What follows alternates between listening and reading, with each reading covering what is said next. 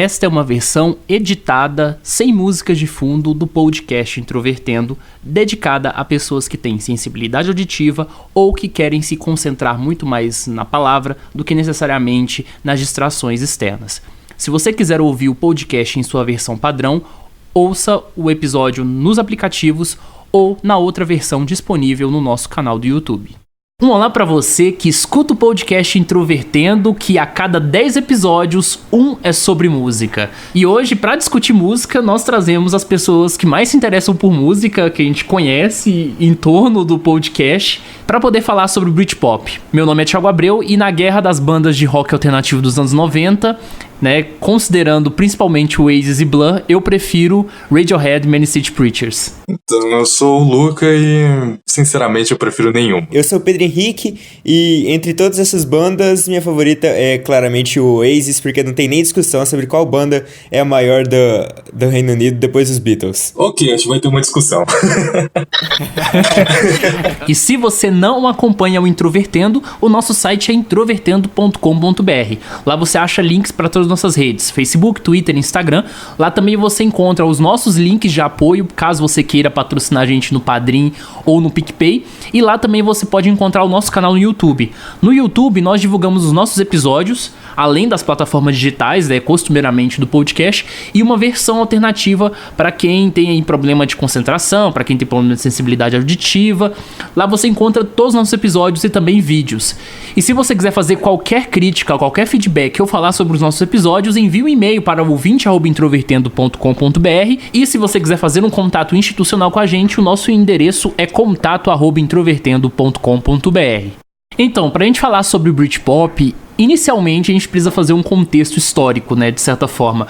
Todos os nossos episódios sobre bandas e artistas aqui no Introvertendo, até agora partiram de artistas mais antigos, mais setentistas, Nós falamos de Beatles, nós falamos sobre Fleetwood Mac, nós falamos sobre Pink Floyd, Queen, e o Britpop vem de uma origem um pouco mais tardia em relação a esses artistas, A referência, obviamente, é o Reino Unido, não só a Inglaterra, mas também o país de Gales, a Escócia, As bandas vieram desses diferentes territórios, mais ou menos aí no início da década de 90, mas a principal tensão, que eu acho que existe quando a gente vai falar sobre Britpop, é se o Britpop é realmente um movimento ou se ele foi uma coisa muito mais midiática e industrial da música.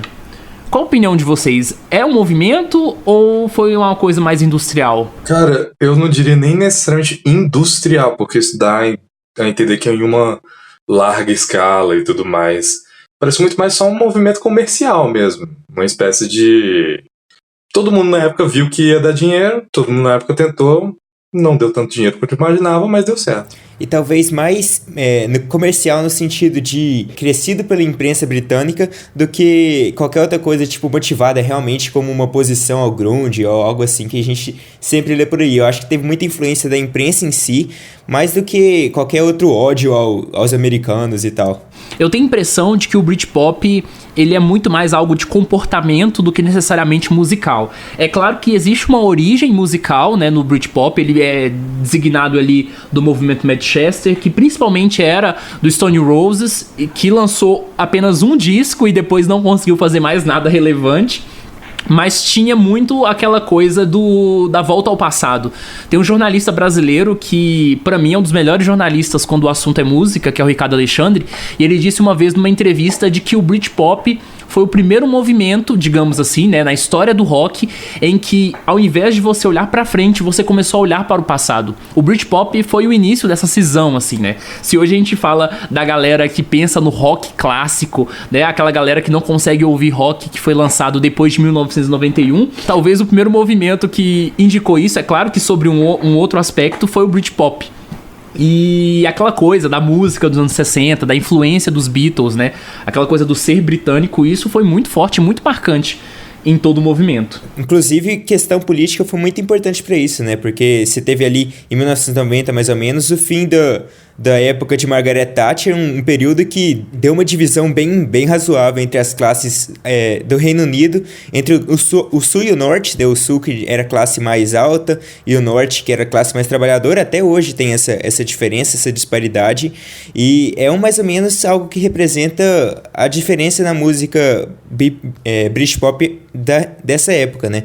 Você tem o sul, por exemplo, Blur, que era uma música que era mais referente à classe média, e o Oasis, a outra principal banda, que falava mais com a classe trabalhista mesmo. O contraste entre o que houve entre o Britpop e o movimento punk é semelhante ao que houve mais ou menos entre o movimento de contracultura aqui no Brasil, contracultura musical, e o Roberto Carlos. Onde a contracultura, o próprio nome diz, era algo onde tentava questionar, tentava polemizar muitas coisas, e o Roberto Carlos era o lado da mesma geração quase, mais comercial, mais afável às classes médias altas, mais tranquilo, que não questiona muito. Talvez seja uma comparação válida, não? Eu acho que faz sentido, porque no rock você teve vários movimentos que coexistiram e muitos faziam oposição a outros. Por exemplo, quando a gente gravou o episódio 40 sobre o Pink Floyd, a gente lembrou sobre as tensões que existia sobre o rock progressivo e o punk que emergia, né? Porque o rock progressivo era a coisa mais mainstream que se tinha, assim, mais elitizada que a gente tinha com relação à música. Então, o vocalista do Sex Pistols, ele fez uma camisa escrita "Eu odeio Pink Floyd". Então, você tinha muito disso, porque era a representação mais forte dessa coisa, né, de elite. E o Britpop, em certa medida, conseguiu conciliar isso um pouco com o comportamento, com uma coisa menos ideológica, menos politizada, mas que também tinha alguns artistas um pouco mais politizados ali coexistindo. E tanto é que eu acho que isso colabora muito pra gente não saber onde exatamente o Britpop termina. Quando se fala em Britpop, as pessoas associam as 4 maiores bandas, né? Blur, Oasis, Sweetie e Pulp. Essas bandas, elas carregaram características sonoras relativamente diferentes uma das outras, mas elas coexistiram em um ano específico, que foi o auge do Britpop, que foi em 94, mas em 93, algumas dessas bandas já lançaram seus registros de estreia, principalmente o Blur e Sweetie. E eu acho que o Blur foi a banda que realmente inaugurou o conceito de Britpop, que foi logo no segundo álbum deles, na verdade, né? Porque o primeiro álbum deles é de 91, que é um álbum que já não é tão ligado a essa estética do Britpop, né? Foi no álbum de 93, que é o Modern Life is Rubbish, que foi o início de tudo, assim. E eu acho que revelou uma coisa muito significativa, que se revelaria nos anos seguintes, que o Damon Albarn é a grande mente da banda. Sweetie, diferentemente aí do Blur e do Oasis, eu acho que também aí, um pouco mais próximo do Pulp, tinham influências um pouco diferentes, não era aquela coisa dos Beatles. Eu acho que a principal influência, a principal comparação que faziam, principalmente por causa do vocalista Brett Anderson, era o Bowie dos anos 70. Então o Brett Anderson, ele primeiro é um cara que tem uma extensão vocal, cara, muito superior ao Damon Albarn e o Liam do Oasis, e ele era uma personagem muito mais polêmica, mais diferente, porque ele era andrógeno, ele se definia pela imprensa como bissexual sem experiências homossexuais, viciado em drogas pesadas, né? Ele desenvolveu um vício pelo crack um tempo depois. E Sweetie tinha uma guitarrista que era a namorada do Brett Anderson, que depois saiu da banda, ela montou uma outra banda, a gente vai falar sobre isso depois, e entrou no lugar um cara chamado Bernard Butler, que foi um dos guitarristas mais cultuados da geração do Britpop. Então a parceria entre Brett e Bernard foi assim um negócio que foi muito importante no início, e esse álbum deles é muito respeitado, tanto é que a capa desse álbum é muito conhecida, que é a capa que você tem 2 pessoas se beijando, mas você não sabe se são 2 mulheres, 2 homens, ou se são um casal heterossexual. É uma capa que 2 pessoas andrógenas estão se beijando. Todas as músicas, se não me falha a memória, são escritas pelo Brett Anderson e o Bernard Butler, né? Os dois formaram essa parceria. E várias dessas músicas estão frequentes, assim, entre os maiores hits da banda. So Young, Animal Nitrate, The Drowners. Tem um monte de músicas. Esse álbum é quase um semi-greatest hits da banda, assim. Só que logo após esse álbum, quando eles já iam fazer o álbum seguinte, o Bernard Butler saiu da banda. Aí isso a gente vai também falar depois. Vamos falar um pouquinho então sobre esse primeiro álbum do Blur, segundo álbum do Blur no caso, Modern Life is Rubbish. O próprio título do álbum já fala um pouco sobre a tendência dele, que é falar sobre a vida moderna e fazer uma sátira sobre a Grã-Bretanha na época, né? Fala sobre vulgaridade das pessoas, essas coisas assim. E eu achei um álbum um pouco mais pesado do que os álbuns seguintes do Blur. Não sei se era uma tendência da banda anteriormente, de ter uma tendência mais de punk do que um rock pop de verdade, mas é um álbum que tem uma guitarra mais distorcida, algumas músicas mais altas, mais pesadas, diferente do álbum seguinte, que foi o álbum que a banda estourou em si, que é o Park Life, que é um álbum que a banda já começa a ter uma tendência mais uma vibe mais rock pop, um pouco mais leve, umas músicas mais calmas, mais baladinhas também, diferente do Modern Life is Rubbish. Até pelo título você vê que ele é mais procurando a contradição das pessoas, agressivo, como você disse. E como a gente falou, 1994 foi o auge do Britpop, né? Foi o ano em que as 4 maiores bandas desse movimento lançaram discos. O Pulp sempre foi a banda mais antiga desse movimento. Eles surgiram originalmente em 1978, fizeram vários álbuns nos anos 80, mas digamos assim que a fase clássica deles começa em 94, como se eles tivessem iniciado ali naquele período. E em 94... eles lançaram o álbum His and Hers. E esse álbum tem aí alguns dos vários sucessos da banda. E foi esse álbum que colocou eles realmente no estrelato, porque eles tinham lançado vários e vários discos sem ter conseguido muito destaque. E esse álbum eles apareceram basicamente com uma banda de estreia. O Blur, por sua vez, ao testar aquela fórmula que funcionou muito bem, né, no Modern Life, lançou o Park Life. O Park Life foi basicamente o disco que colocou eles como a banda mais importante do Reino Unido naquele momento. Porque é um álbum gigantesco, é um álbum com um monte de faixas e tem vários sucessos nesse álbum, como por exemplo Park Life, Boys and Girls, To The End. É um álbum que tem vários hits e é um disco também muito marcante, né? A capa do álbum é muito marcante, né? Que são 2 cães de corrida disputando. Eu acho uma capa sensacional. O PH até falou que esse álbum é menos agressivo do que o outro. Você concorda com isso, Thiago? Eu acho que do ponto de vista de diversidade musical, ele é mais diverso, né?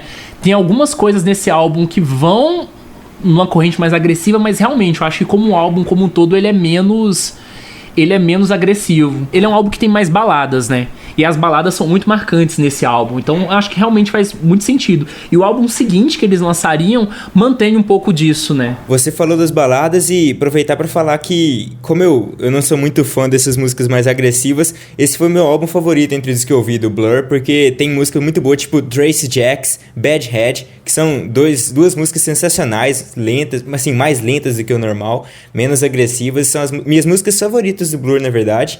E é isso. E o Oasis, que depois se tornaria a banda queridinha do Britpop, lançou seu primeiro álbum ainda, não com todo aquele sucesso, mas o Pedro, que é o fã número 1 de Oasis aqui, ele pode falar melhor sobre o Oasis. Não, nem tanto assim também não. Eu gosto de Oasis, eu acho um pouquinho superestimada, mas é boa assim. O Oasis era uma banda que era indie, considerada indie, né? Não tinha nenhuma produtora, foi descoberta em um show e finalmente lançaram o primeiro álbum deles, que foi Definitely Maybe, lá em 94. E esse álbum já é um álbum um pouco mais pesado, tem algumas músicas um pouco mais pesadas mesmo, como Rock and Roll Star, Shake and Maker, que são músicas um pouco mais upbeat mesmo. Já tem algumas baladinhas legais, tipo Married Children é legal, uma musiquinha mais tranquila, mas no geral ele é um álbum um pouco mais agressivo mesmo, quase uma influência de punk, e a banda acabou mudando nos próximos anos, lançou um álbum no ano seguinte que não era assim, mas é um álbum que fez sucesso e que lançou o Oasis à mídia e que começaria a gerar o hype pro próximo álbum, né? Eu acho muito curioso você ter falado sobre a questão das gravadoras, porque eu preciso fazer esse pano de fundo, que das 4 bandas do Britpop, todas elas estavam em uma grande gravadora, né? O Pump, ele hoje é distribuído pela Universal Music, que é a maior gravadora do mundo. Já o Oasis faz parte do catálogo da Sony, né? E Blur e Sweetie já fazem parte da Warner. que é a terceira maior gravadora. Então todos eles hoje têm um catálogo distribuído por grandes selos. Como eu tinha falado antes, o Bernard Butler, ele saiu do Sweetie e foi exatamente durante a produção do álbum seguinte deles, que foi o Dogman Star. Qual que foi um dos principais motivos da saída do Bernard Butler? O Brett Anderson estava muito afogado em drogas, né? E esse álbum, ele reflete toda a tônica, porque ele é o álbum mais perturbador e sombrio da história da banda. Ele é um álbum mais sujo, e eu acho que é definitivamente nesse álbum em que eles fazem um caminho que também depois ia ser bem parecido com o Pup, que é de afastar dessa questão da estética do Britpop e ser muito mais uma banda de rock alternativo. Enquanto o Blur e o Oasis sustentou essa estética por mais tempo, Sweetie já saiu de fora bem mais rápido. E em 95, então, que foi, eu acho que aí considerado um dos anos em que o Britpop começa a sua decadência, foi o ano de que 3 dessas 4 bandas lançaram álbuns, né? O Pulp lançou o Different Class, que foi aí talvez o penúltimo grande álbum deles.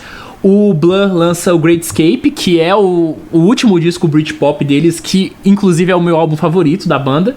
E o Oasis lança o grande clássico deles, né, que é o Morning Glory. Para poder falar sobre 1995, a gente precisa falar sobre a batalha do Britpop. E na batalha do Britpop, eu sei que o Pedro prefere o single do Oasis. Eu publiquei no Twitter isso, né? Sim.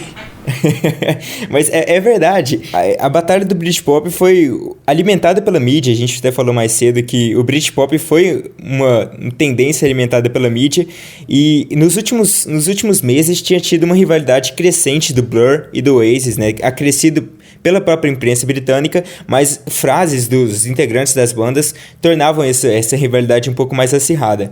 E até que, com a influência da imprensa, eles decidiram lançar os singles na mesma data. Não tem a data aqui, talvez algum dos dois possam complementar isso depois, mas eles decidiram lançar singles dos novos álbuns na mesma data, justamente para ter essa concorrência, uma batalha mesmo. O Blur, que lançou o Country House, e o Oasis, que lançaria o Roll With It. Na minha opinião, o Roll With It é muito melhor, mas acabou tendo o lançamento dos dois singles, e no final do dia,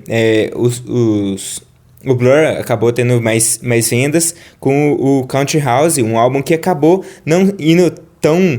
não sendo tão vendido como o do Oasis, o What's the Story Morning Glory. Aliás, tem uma frase que dizem que o Blur ganhou a batalha, mas perdeu a guerra, né, no final das contas. Exatamente. Mas eu prefiro Country House, é uma das minhas músicas favoritas da banda, assim, de sempre. Eu achei ela tão chatinha, viu? Assim, eu não sou o maior fã de Blur também, não, então é um pouco tendencioso essa opinião. Não me fez querer ver o resto da discografia da banda, mas eu gostei da música como só ela. E os 2 singles foram lançados em dia 14 de agosto de 95, né? Foi o grande auge. Mas aí, qual que era a principal barreira do Blur, né? Era o sucesso nos Estados Unidos. O Oasis conseguiu isso, né? Que eu acho que a grande barreira do Britpop foi essa, conseguir transcender o território britânico, com seus costumes britânicos, com seu comportamento britânico, e o Oasis conseguiu ser esse fenômeno de massa fora do Reino Unido. E aí que foi o grande pontapé deles. Pareceu que enquanto Blur e Oasis mantinham uma rixa, uma briga pra ver quem seria o rei do Britpop, o movimento Britpop acabou se despedaçando e eles nem viram, né? Eu acho que faz todo sentido.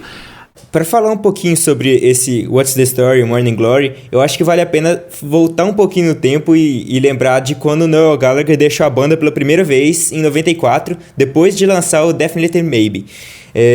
Claro que a gente sabe que hoje o Liam e o Noel são brigados e tal, mas essa relação já é conflituosa desde 94 lá, quando gravando o What's the Story, quando na verdade uma turnê na América, nos Estados Unidos, antes de gravar o What's the Story Morning Glory, os dois tiveram uma confusão. O Noel Gallagher saiu da banda por algumas semanas, e ele fala numa entrevista depois que ele deveria não ter voltado pro Oasis, porque daí ele teria gravado o What's the Story Morning Glory e teria todo o dinheiro só pra ele.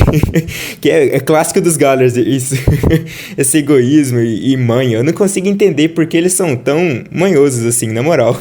Eu acho que tem um pouco da síndrome do irmão mais velho com relação ao Noel. E o Liam, porque ele é um viciado, né? Historicamente já estava viciado em bebidas, então ele tinha um comportamento extremamente errático, né? Nos shows. Eu acho que isso certamente sempre incomodou muito o Noel, porque o Noel sempre foi mais certinho em termos artísticos. Sim, eu acho que além disso, o Liam ele é muito provocativo com o irmão dele e isso é insuportável. Tudo que o Liam pode fazer pra xingar o Noah, pra falar mal do Noah, pra desmerecer o Noah, ele faz. O que não quer dizer que eu tô defendendo o Noah, porque eles ficam nessa briguinha pra sempre, isso é insuportável, mas eu consigo compreender pelo menos o lado dele, porque o outro é muito pior do que ele. What's the Story Morning Glory já teve uma vibe um pouco mais tranquilinha, diferente do último, né, Definitely Maybe, que tinha uma guitarra bem mais distorcida e tal.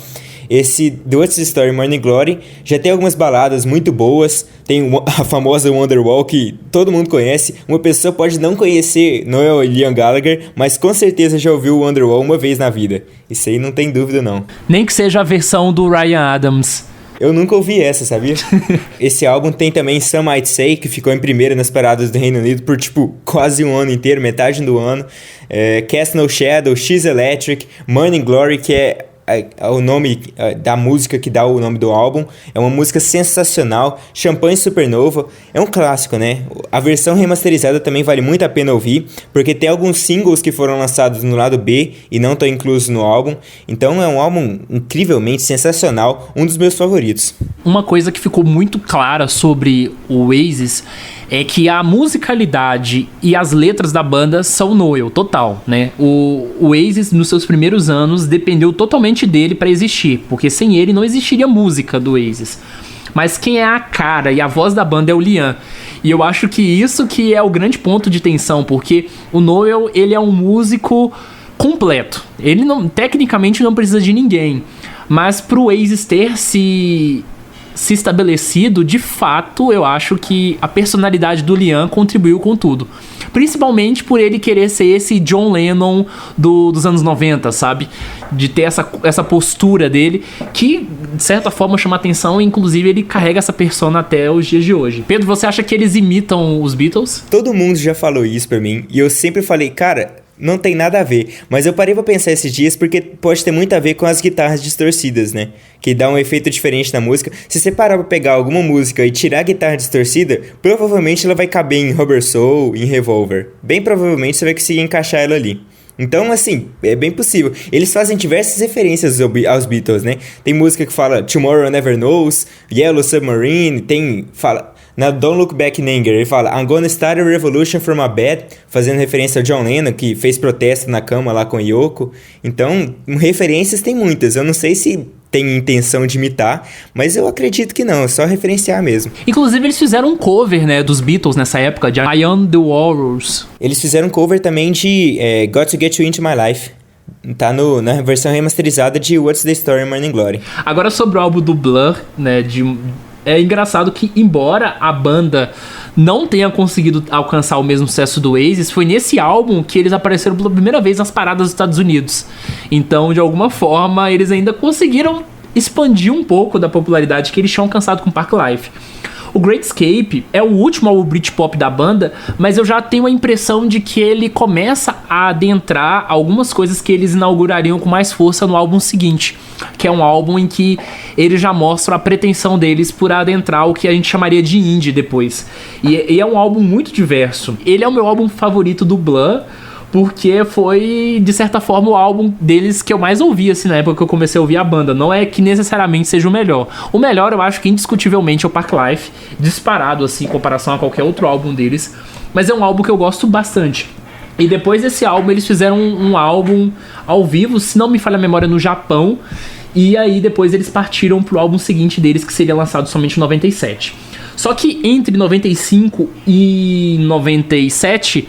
tem uma série de outras bandas que ajudaram a formar o Britpop, essa cena, que também lançaram álbuns que tinham certa influência e que alcançaram muito sucesso, porque se a gente for parar pra pensar bem, em 96, a única das 4 grandes bandas que lançam um álbum é o Sweetie. E Sweetie lançou um álbum que é plenamente rock alternativo, não tem nada de Britpop nele. O Blur não lançou álbum, o Oasis não lançou álbum e nem o Pup. E em 95, ainda em 95, você tem a Justine Frischmann, que foi a ex-namorada do Brett Anderson, né, que formou o Sweetie, e que foi namorada do Damon Albarn, depois, né, do Blur. Ela montou uma banda chamada Elástica, não sei qual é a pronúncia, e eles lançaram um álbum intitulado em 95, que inclusive é um álbum bastante respeitado. E ela era guitarrista dessa banda. O Damon Albarn participou das gravações desse álbum, e ele é um dos álbuns mais importantes do Britpop. Você tem outra banda que também estava ali na esteira do Britpop, que era o The Verve, que eles lançaram, se não me falhe a memória, um álbum em 95, que era Northern Soul, e em 97 eles chegariam ao auge com o álbum Urban Hymns, que tem aquela música que tem aquelas cordas que foram tiradas de outra música dos Rolling Stones, que depois os Rolling Stones processaram eles perderam o direito da música. É uma grande história, mas é uma das músicas mais icônicas do Britpop. Bittersweet Symphony é a música mais importante da carreira deles. Mas voltando em 95, você tem outra banda muito importante que foi o Supergrass. Supergrass lançou 2 álbuns também muito importantes. O mais relevante deles foi em 95, que é a Showed Coco, que tem o hit Alright. O Radiohead também é outra banda que às vezes associam o Britpop, embora ele também siga um pouco dessa coisa de ser muito mais rock alternativo do que necessariamente com a estética do Britpop. Mas o The Bands, que é o álbum dele de 95, ele tem alguns elementos do Britpop e foi o álbum que deu a notoriedade pra eles depois do single Creep. Depois que eles estouraram com Creep no álbum primeiro deles, que foi o Pablo Honey, eles conseguiram realmente manter o sucesso com esse álbum, que foi o The Bands, com principalmente o single Fake Plastic Trees, que é uma música mais acústica, mais violão. Eu acho até que, principalmente o álbum The Bands, o vocal dele parece muito com o de Britpop. Então até caberia encaixar ele, mas talvez só nesse álbum, não sei. Eu acho que também o caso do Radiohead é só nesse álbum. Muito semelhante a uma outra banda que é o Main Street Preachers, que era uma banda do País de Gales, que nós vamos lançar um episódio só sobre Main Street Preachers, já tá inclusive gravado, que é o álbum Everything Must Go. O Main Street Preachers vinha de uma raiz post-punk com uma certa influência hard rock. Em 94 eles lançam aí um álbum que é meio gótico, super pesado, né, que em português chama a Bíblia Sagrada. E em 96 um dos integrantes ele se suicida e a banda já vai para um caminho mais leve, que foi na verdade já preparado antes mesmo dele morrer, foi uma coisa natural. Everything Must Go foi o grande álbum Britpop de 96, inclusive fez a banda ganhar o Brit Awards 2 vezes. Eles ganharam em 97 por causa de Everything Must Go e eles ganhariam de novo no ano seguinte. E o principal single desse álbum foi a música Design for Life. Só que o Main Street Preachers, bem parecido com o Radiohead nesse aspecto, por isso que eu falo que das bandas dos anos 90 eu prefiro as duas, é que as duas tinham uma veia mais politizada e muito mais crítica do que o comportamento de establishment do Britpop. E aí, de certa forma, eles se desvincularam disso muito rápido. Eles não participavam tanto dessa cena, até porque chegou um certo momento que eles começaram a se sentir culpados e começaram a se achar vendidos, eles mesmos, sabe? Então é algo bem curioso, mas a gente vai falar mais especificamente sobre Main Street Preachers no episódio sobre eles, que vai sair aí futuramente. E outra banda que também conseguiu um sucessinho bom em 96 foi o Ocean Color Cyan, que eles lançaram um álbum chamado Mostly Shows, que tem o single The Day We Code to Train, que é o grande hit do álbum, mas tem algumas outras músicas que fizeram sucessinho. Inclusive, se não me engano, eles tocaram com Noel nesse álbum, só que em um show. E aí foi pro conteúdo bônus, né, remasterizado, edição de 20 anos desse álbum.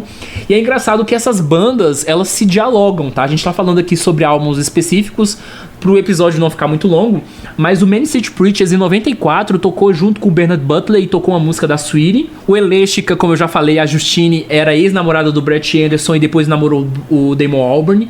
O Ocean tocou com o Noel. Então, assim, essas bandas estão sempre aí ligadas uma à outra. Mas a gente precisa falar sobre a decadência do Britpop. E a decadência do Britpop começa também, em grande parte, entre o relacionamento entre o Noel e o Liam. E o acústico do Oasis pela MTV. O Oasis foi convidado para poder aparecer no acústico da MTV. Só para lembrar, o acústico MTV nos anos 90 tinha aquela força muito grande, né? Artistas mundialmente faziam seus registros acústicos. E é claro que eles não iam perder a oportunidade de ter uma das maiores bandas da época para gravar um registro acústico. Então a expectativa era muito grande. Chegou no dia da gravação, o Liam falou que não ia participar porque ele não estava passando bem, parece que ele estava gripado, alguma coisa nesse sentido. O Noel ficou muito bravo, com muita raiva, e ele falou, quer saber, eu vou cantar essas músicas. E aí o que aconteceu? O Liam, na hora da gravação, encheu a cara, subiu lá na parte superior do espaço de gravação, enquanto o Noel cantava todas as músicas que eram da composição dele. O Liam ficava lá de cima, bêbado, provocando e xingando o irmão dele durante a gravação do acústico MTV do Oasis. Resultado, o acústico MTV do Oasis não foi lançado. Esse é um dos casos que eu disse que o Liam era provocativo, até por eles serem irmãos. Ele quer provocar sempre pra, sei lá, provocar mesmo. Não tem nenhuma razão pra ele agir assim. Não existe, cara. Eu no lugar do Noel Gallagher, eu ficaria puto e saía na hora. Eu também, cara. Eu não aguentaria tanto quanto ele, não. E aí, essa treta entre eles acabou crescendo ainda mais no álbum seguinte, né? Que foi, digamos assim, o que as pessoas costumam dizer que foi o grande desastre do Britpop, que foi o álbum que realmente enterrou o Britpop de vez. É um álbum que teve até umas críticas positivas no começo, mas é extremamente super produzido. Eu acho um álbum forçado até. Não gostei muito, não. Tem algumas músicas que salvam, mas no geral é bem forçado. Tem algumas músicas legaisinhas e tal, tipo Don't Go Away, Stand By Me, mas no geral ele é muito super produzido, uma produção exagerada, e daí acabou tendo umas críticas demais. A galera falou, nossa, mas isso aqui tá ficando chato, hein, tá ficando forçado.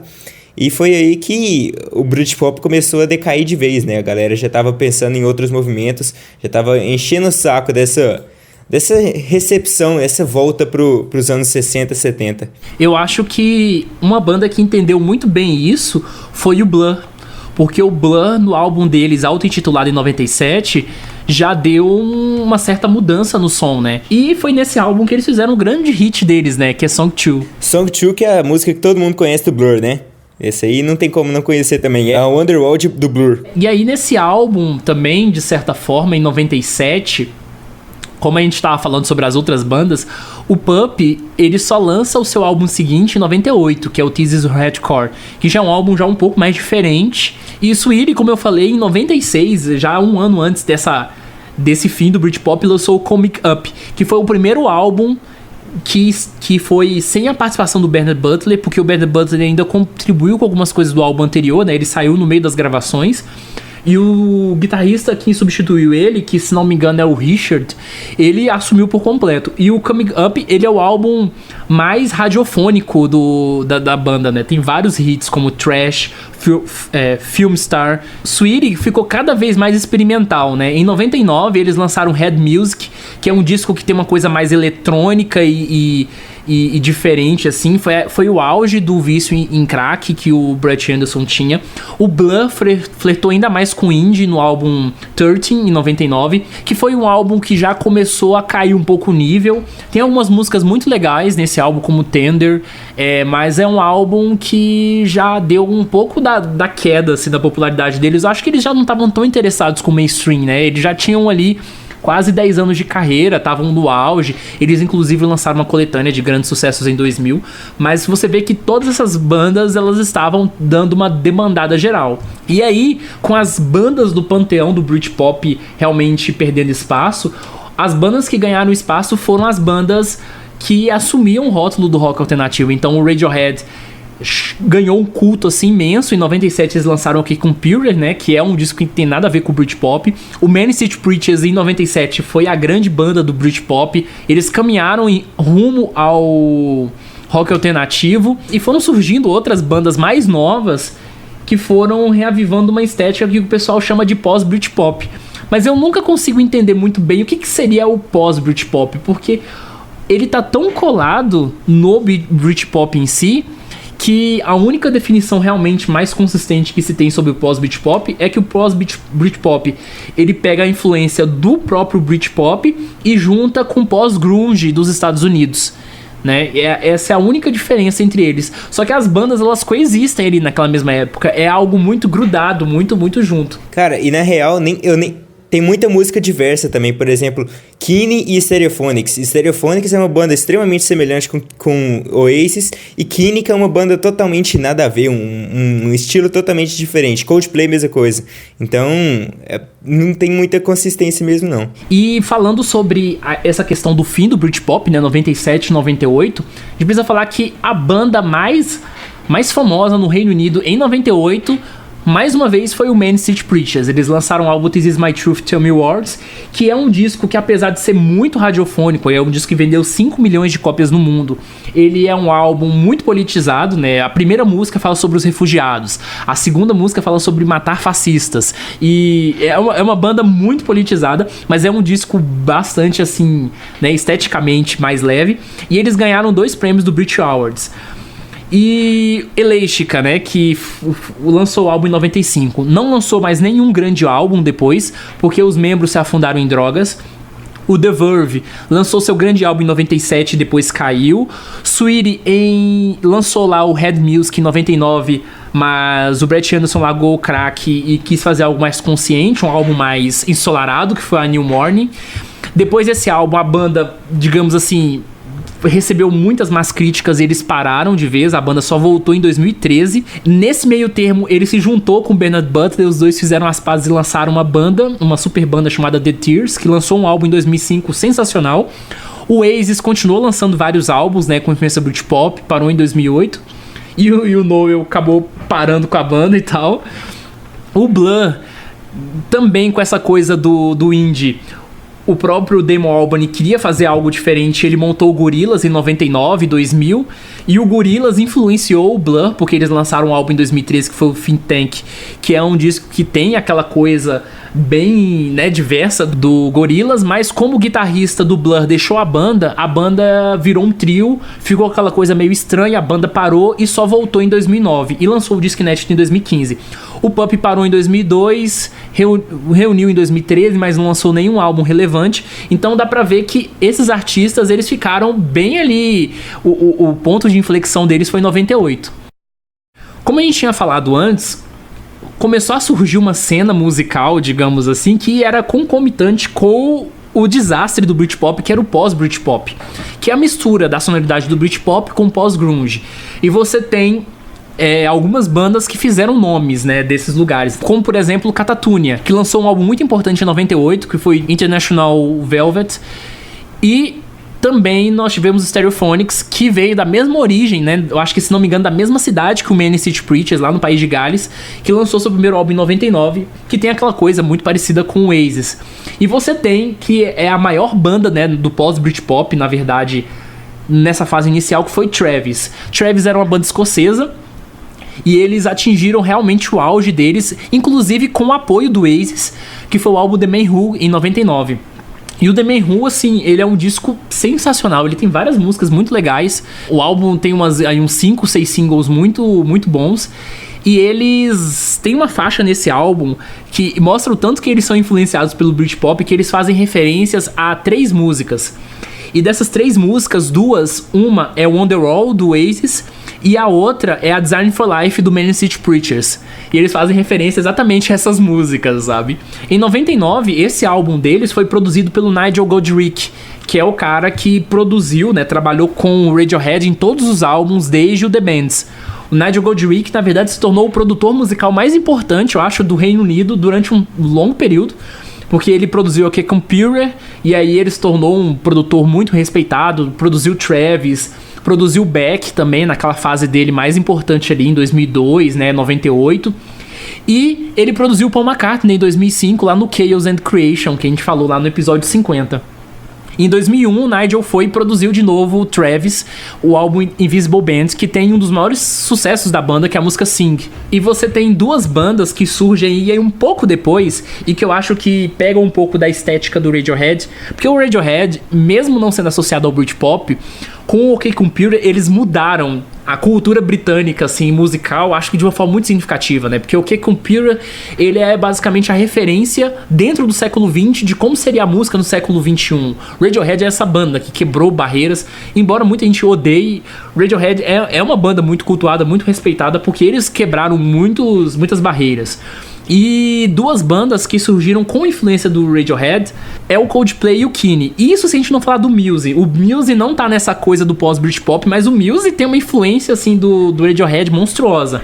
E o Coldplay e Keane mais ainda. O Coldplay tem aquela fase inicial que é bem ligado ao pós-Britpop, né? O álbum deles de 2000. E eles lançaram o álbum deles de 2002, que tem a música The Scientist, que é o álbum de maior sucesso deles, né? Que é o álbum que inaugurou aquela estética da banda do início dos anos 2000, que tem aquele rock mais baseado em piano, e que tornou o Coldplay a banda mais famosa ali da década, né? Acho que nenhuma banda teve um sucesso mais mainstream do que o Coldplay nesse período. E Keane surge um pouco tempo depois com a mesma estética, né? Com aquela influência do Coldplay, com a influência do Radiohead, com influência pós-Britpop.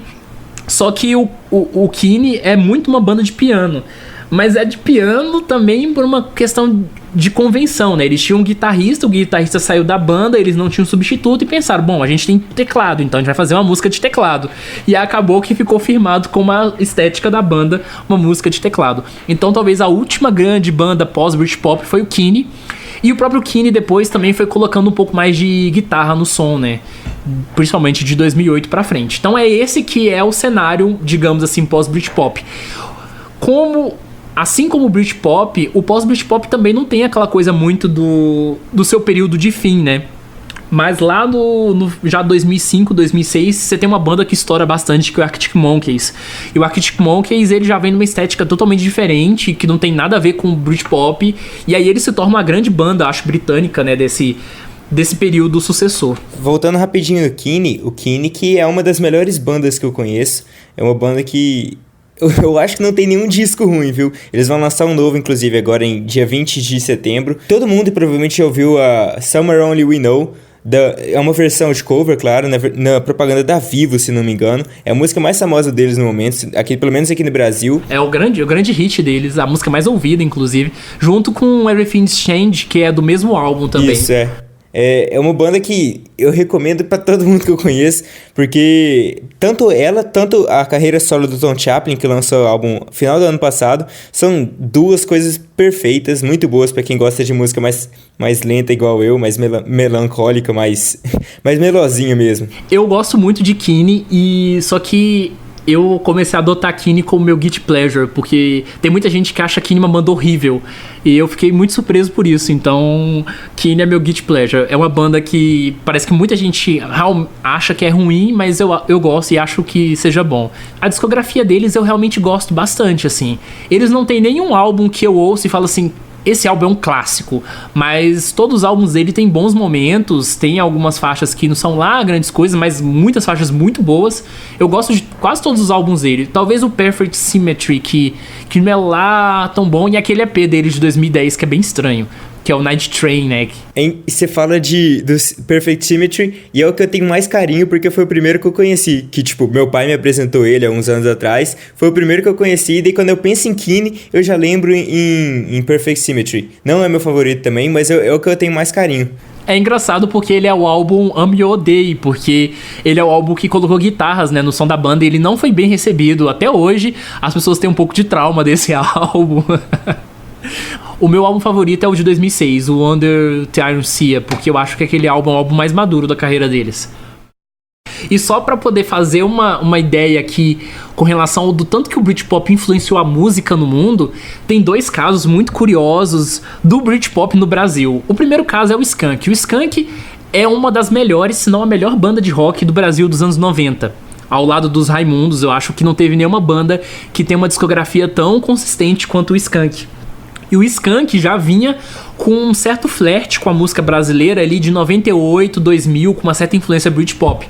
Mas o auge deles, que tem uma certa influência Britpop, é o álbum dele de 2003, o Cosmotron, que é um álbum que eles dizem, né, que eles estavam ouvindo muito Beatles e muito Clube da Esquina. Bom, se um artista volta a ouvir Beatles e começa a fazer algo influenciado pelos Beatles, em pleno anos 2000, ele tá fazendo alguma coisa Britpop.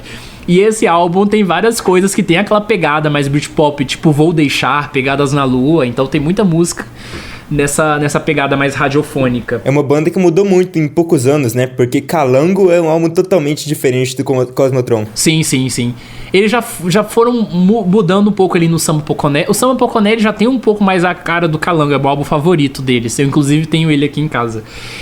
Mas aí do Siderado pra frente já começou a mudar, né, bastante. E outro caso, que é um caso já menos conhecido, é que no meio religioso, principalmente esse no meio mais protestante, você teve um movimento que isso aí é um longo assunto, que é chamado de Novo Movimento. O que é o Novo Movimento? É um movimento de bandas de rock que tinham uma influência pós-Britpop, né, ou seja, influência Britpop, mas influência pós-grunge, que não gostavam muito do rótulo religioso, né? Eles preferiam falar de questões relativas a questões de crença, mas também temas que não eram relativos a isso, e por isso eles não adotavam rótulo. E aí tinha uma banda que fazia parte desse hall, que é a Aeroíris, que é uma banda de Florianópolis, em Santa Catarina, que eles lançaram um álbum que tem uma influência de Travis monstruosa, assim, acho que é a banda de cabeceira deles. Tanto é que se você ouvir esse álbum e comparar com The Man Who, você vai ver várias referências, sabe, no som deles. Tem uma coisa também de Manic Street Preachers, tem uma coisa de Oasis. Então é muito curioso você pensar que uma banda, entre aspas, religiosa do Brasil, tinha os integrantes viciados em Britpop. E pra gente falar sobre Britpop na mídia hoje, a gente precisa retomar então o caso de 3 grandes bandas, né, que é Sweetie, Blur e Oasis. Sweetie, como eu falei, voltou em 2013, lançou um álbum que foi muito bem recebido. Inclusive eles lançaram, se não me falha a memória, no mesmo mês que o Bowie voltou à carreira. E foi uma coincidência assim muito bizarra, porque uma banda que tinha influência do Bowie parou e voltou na mesma época que o Bowie também tinha parado e voltado. Então eles lançaram esse álbum, lançaram outro em 2016 que foi aclamado, lançou um em 2018 que completou, e eles estão muito bem artisticamente, né? Mas é uma banda que já tá dentro do rock alternativo. O Blur voltou em 2015. O Damon Albarn, por uma época, ficou só focado no Gorillaz. Ele montou uma banda paralela chamada The Bad, The Good e The Queen, que tem um guitarrista do The Verve, tem um baixista do The Clash, tem vários integrantes assim, né, conhecidos, e eles lançaram um álbum em 2007 e voltaram a fazer em 2018. Damon Albarn é um cara extremamente produtivo, o cara não para. Ele voltou com o Blur, aí em 2014 ele lançou um disco solo, em 2015 ele lançou o álbum do Blur, em 2016 ele anunciou a volta do Gorillaz, em 2017 ele lançou o Humans do Gorillaz, que inclusive tem a participação do Noel numa das faixas. Em 2018 ele lançou um álbum de novo do Gorillaz e lançou um álbum do The Bad, The Good e The Queen. E esse cara não para, definitivamente. E para poder falar um pouco sobre Gorillaz, é importante falar que essa parceria do Damon Albarn com o Noel é muito improvável, porque eles eram quase inimigos públicos, né? Mas com o passar dos anos, os dois construíram uma amizade, porque em termos de fama, de popularidade, os dois conheceram o business, eles viveram essa época como ninguém viveu. Então eles acabaram, digamos assim, tendo uma certa relação pessoal muitos anos depois, e hoje eles são parceiros musicais. O Noel ia chamar o Damon para poder gravar no disco dele de 2015, só que não deu tempo de incluir o Damon na participação. Já o Damon chamou ele pro Humans do Gorillaz, e por causa disso o Liam começou a xingar o Damon Albarn no Twitter. E numa entrevista depois do lançamento do álbum, se eu não me engano, o álbum Humans, né, o Noel foi perguntado sobre isso numa entrevista ao lado do Albarn, e ele falou: ninguém liga pro Liam. Mas eu acho que é essa a ideia que une os dois, né? Você odiar o Liam é um ótimo motivo para os dois serem amigos. Faz todo sentido. E é muito engraçado porque o Oasis terminou em 2008, né? E ao contrário de que talvez muita gente esperasse que o Oasis poderia continuar, o Oasis acabou, né? O Noel montou uma nova banda, né? Começou a discografia em 2011, então, ou seja, ele jogou mesmo o Oasis no passado, falou que a banda nunca mais ia voltar, embora esteticamente, musicalmente, ele ficou bem parecido, né, com o Oasis, o primeiro álbum e o segundo. É praticamente idêntico. Sim, em 2017 foi o ano que ele realmente decidiu mudar um pouco, e ele começou a pegar uma influência dance e lançou o álbum Who Built the Moon. Inclusive, ele lançou um EP em 2019 que pega um pouco dessa estética. Já o Liam juntou uma equipe de compositores, já que ele não compõe sozinho, né? E fez um álbum solo em 2017, com o som do Oasis e tudo mais. E o Noel até disse, né, que as músicas do Liam, até os filhos do Noel sabem fazer melhor. Mas eu gostei do disco dele. O Liam Gallagher, que inclusive vai lançar o segundo álbum dele agora em 2019, né? Why Me, Why Not? Ele já lançou EP, o One of Us. No momento que esse episódio tiver lançado, o álbum já saiu e ele tava preparando um documentário também, né? E o Noel barrou todas as composições dele pra esse documentário. Ele teve que fazer o documentário sem as músicas do Noel. É muito besta. Os singles que o Liam Gallagher lançaram foram muito bons. Eu curti bastante os 4 que ele lançou. Diferente dos que o Noel Gallagher lançou esse ano. Porque tem uma vibe mais eletrônica nessas do Liam Gallagher. Não curti muito, não. Black Star Dance meio esquisitinha. Harry and Rose é boa, mas de resto não curti muito, não. Eu gosto desse lado mais experimental dele, porque eu acho que ele tá tentando não ficar na sombra do Oasis, sabe? E pra um artista que já tá mais velho, geralmente eles ficam mais acomodados, e o Noel é menos acomodado. Mas eu acho que pra finalizar sobre essa coisa da treta do Oasis com Blur, né, já terminando aqui o nosso episódio, eu acho que a coisa mais tensa entre os dois foi a questão do Liam ter atacado o Noel a partir da filha dele, né? Ele usou a conta, se não me engano, do Instagram da filha pra poder mandar uns ataques ali pra esposa do Noel, né? E aí ele falou que não ia deixar isso barato de jeito nenhum. Criança de 10 anos briga mesmo, é normal. Enfim, esse é o nosso episódio sobre Britpop. Se você quiser saber mais referências sobre Britpop, tá lá no nosso site. Nós temos uns links, algumas matérias. Tem uma lista da Pitchfork dos 50 melhores álbuns do Britpop que a gente vai deixar lá, que tem muita coisa legal, muita indicação interessante. Pedro, muito obrigado mais uma vez pela participação no Introvertendo. Você é o nosso quinto Beatle. Obrigado por me chamar, viu? É sempre um prazer estar aqui com você. Agradeço ao Luca também por estar aqui com a gente. Então, só para finalizar, já queria deixar uma frasezinha bem reflexiva, lembrando que Skunk é melhor e superior ao Oasis. É só isso. Uma boa noite, um bom dia, uma boa tarde para todo mundo. E só mais uma coisa, se você quiser acompanhar o Pedro, ele tem um podcast que é o For The Win, e também você tem o seu Twitter, né? Isso, exatamente. Pode me seguir lá no Twitter, PH_Kist. Se você gosta de basquete, gosta de esportes americanos, pode ouvir o nosso podcast lá, For The Win, 4The Win em inglês. E é isso. Olá, pessoal que acompanha o Introvertendo. Eu venho aqui fazer alguns recados muito importantes para vocês, mais importantes do que aqueles que eu tenho mandado ultimamente. Na verdade, dessa vez não vou ler nenhum e-mail. E eu estou gravando pela terceira vez isso, porque as 2 outras vezes que eu gravei, eu falei de uma forma muito dura. E eu não quero ser duro, tá? Mas eu venho falar de um negócio bem chato, até em certa medida, que é o seguinte. O Introvertendo, como vocês sabem, começou com 5 pessoas. Era eu, Michael, Marcos, Otávio e Luca. E claro, nós também tínhamos mais algumas pessoas que passaram pela equipe, que não estão mais com a gente, como a Letícia Lins. Inclusive eu postei nesse domingo uma foto dela. Eu reencontrei com ela lá no NAIA, que é um núcleo de... Na verdade, uma associação, né, formada por pais de autistas, que, enfim, desenvolve vários projetos, tem vários autistas participando dessa associação. É um espaço, podemos dizer assim, realmente inclusivo. E, enfim, nós tivemos aí a primeira fase da equipe, que tinha a Letícia, que tinha os membros originais... E essa equipe foi mudando por uma série de motivos, compromissos, enfim, sabe como é que é. Vida de estudante não é fácil, então nem todo mundo podia se dedicar de uma forma muito grande. E como compensação, eu chamei o Paulo Alarcon e a Thaís para participar do podcast desde outubro, e eles estão na nossa equipe. Vendo também que faltava mais mulheres autistas na equipe, eu fui e chamei a Yara, isso, se não me falha a memória, em dezembro, janeiro, conheci ela no Twitter. E o nosso podcast ficou assim, 8 pessoas. E aí... eu via que ainda tinha um desafio de ter mais mulheres na equipe, porque nós somos um podcast predominantemente formado por homens e com um público predominantemente feminino. É uma contradição. Inclusive, eu e o Luca tivemos a ideia de publicar um texto, a gente publicou no Instagram, no Facebook, se não me falha a memória, também no Twitter, para perguntar a opinião das mulheres sobre o nosso podcast, se tinha que ter mais participação feminina. E aí, nós somos um podcast de 8 pessoas. A maioria dos podcasts no Brasil tem geralmente, às vezes, 3, 4 pessoas, né?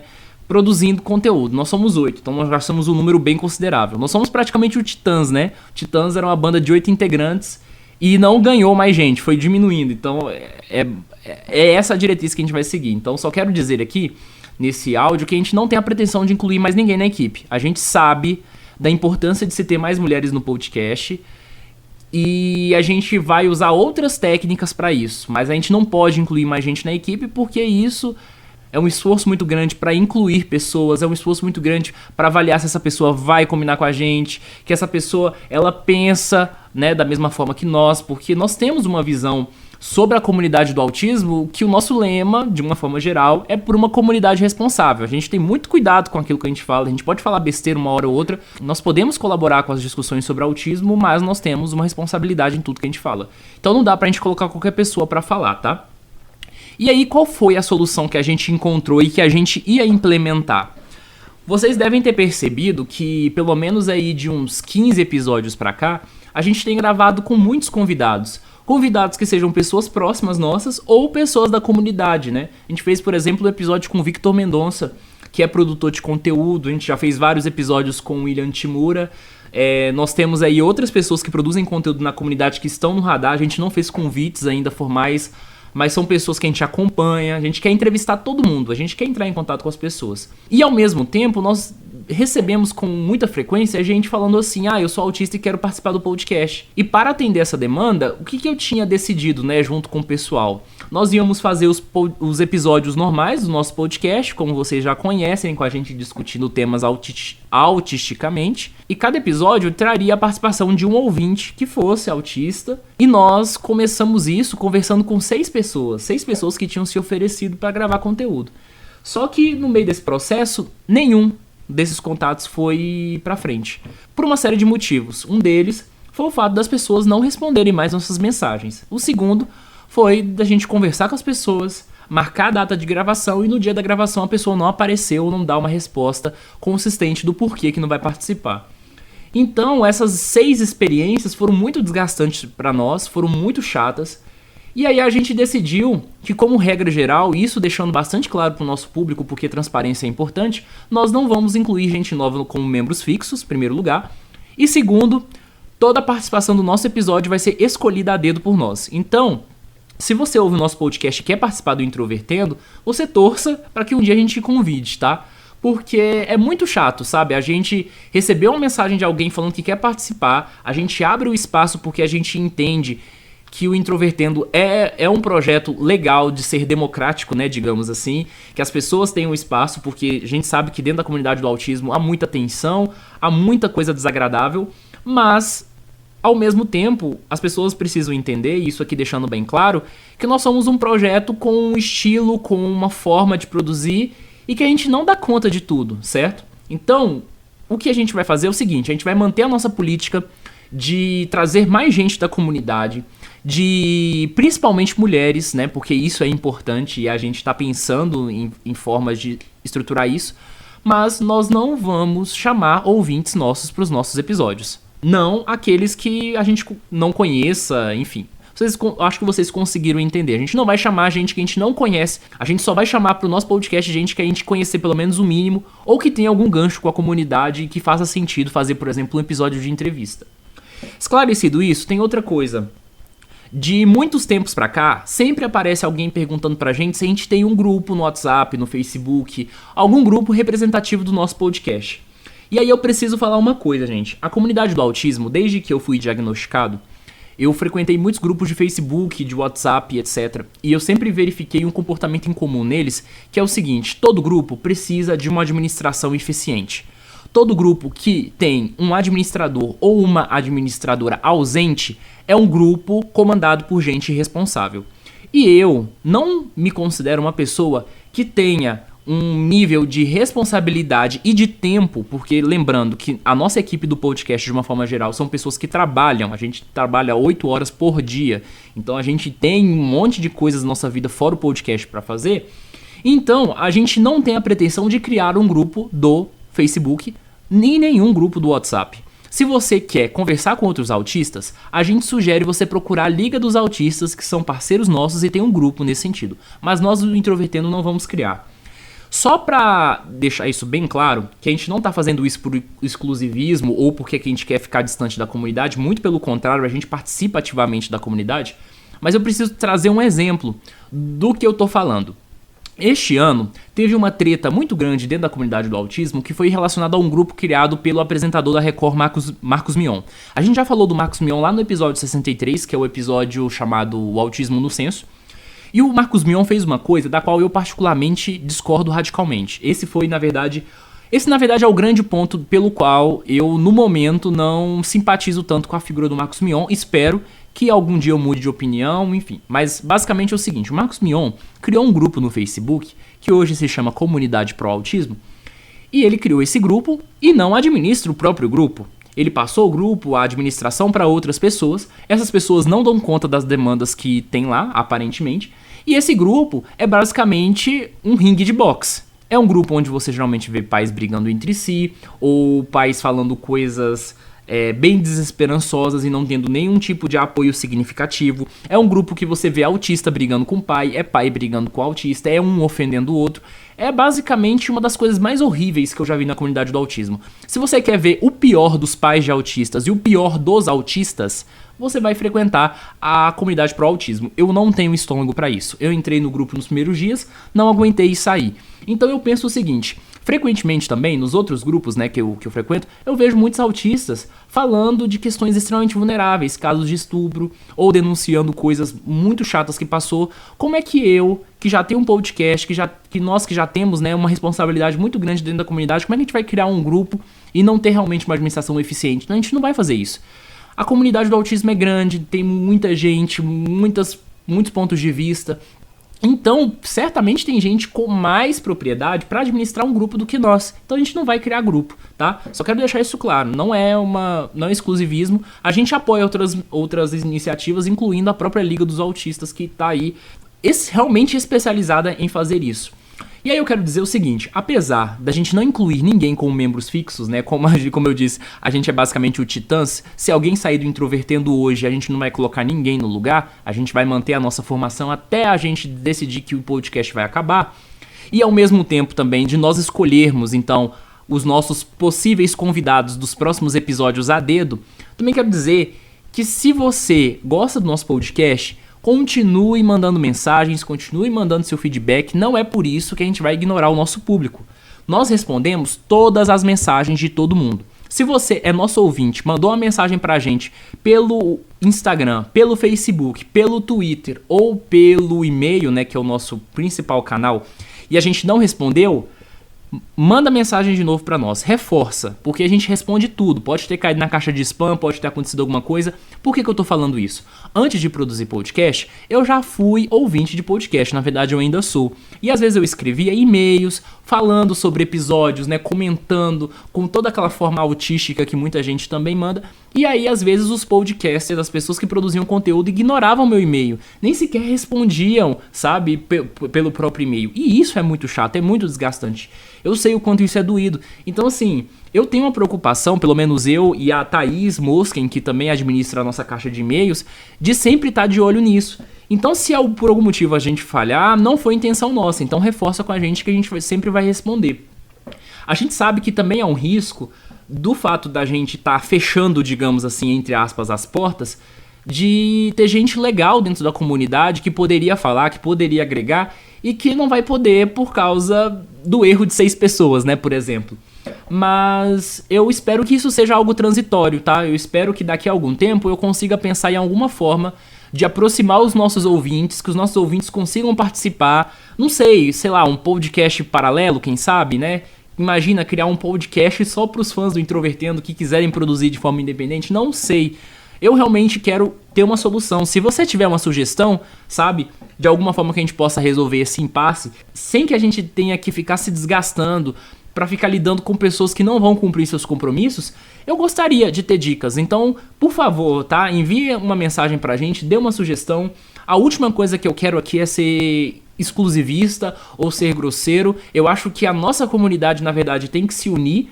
Tem que discordar, sim, dos pontos de vista que não concordam. Afinal, união pressupõe pensamentos relativamente parecidos. Não adianta de nada pessoas que pensam radicalmente diferentes se unirem só em vista de uma validade externa. Mas eu penso que a gente tem formas de se unir um pouco mais e de colaborar uns com os outros. A questão é reiterando, nosso podcast é uma produção independente, a gente investe todo o nosso tempo, todo o nosso esforço, o nosso dinheiro nesse projeto, e é muito chato a gente tentar ser mais inclusivos e não ter uma contrapartida das pessoas. Ou pior, as pessoas nos tratarem mal. Pra vocês acreditarem, gente, tem ouvinte que manda mensagem grosseira pra nós. Às vezes já teve caso de gente nos ofendendo. Então, assim, é algo muito desestimulante pra nós. E nós não vamos desistir por causa disso, porque a maior parte do nosso feedback é positivo. Tem muito mais gente que gosta de nós. Então eu só tô falando isso mesmo para deixar fixo essas 3 coisas. Então, para resumir, primeiro ponto, a gente não vai mudar a nossa equipe fixa. Nossa equipe fixa são esses 8 podcasts que eu falei. O que vier pra frente serão convidados. Segundo, todos os participantes do Introvertendo daqui pra frente serão escolhidos a dedo por mim e pela equipe. E o terceiro, se você escuta a gente, continue mandando suas mensagens, continue mandando suas críticas, continue mandando seu feedback que a gente recebe e a gente responde, tá certo? Então, sexta-feira agora tem episódio novo do Introvertendo, tem um conteúdo muito legal. Eu vou contar lá exclusivamente pela primeira vez como é que foi a viagem pra Belém, como é que foi a vitória do Introvertendo lá no Prêmio Intercom, e vou falar também um pouco do perrengue que eu passei, do golpe financeiramente que eu levei, que eu falei lá nas redes sociais e algumas pessoas não entenderam muito bem. Vocês vão saber tudo sobre isso e muito mais, certo? Então até sexta-feira e um abraço pra vocês.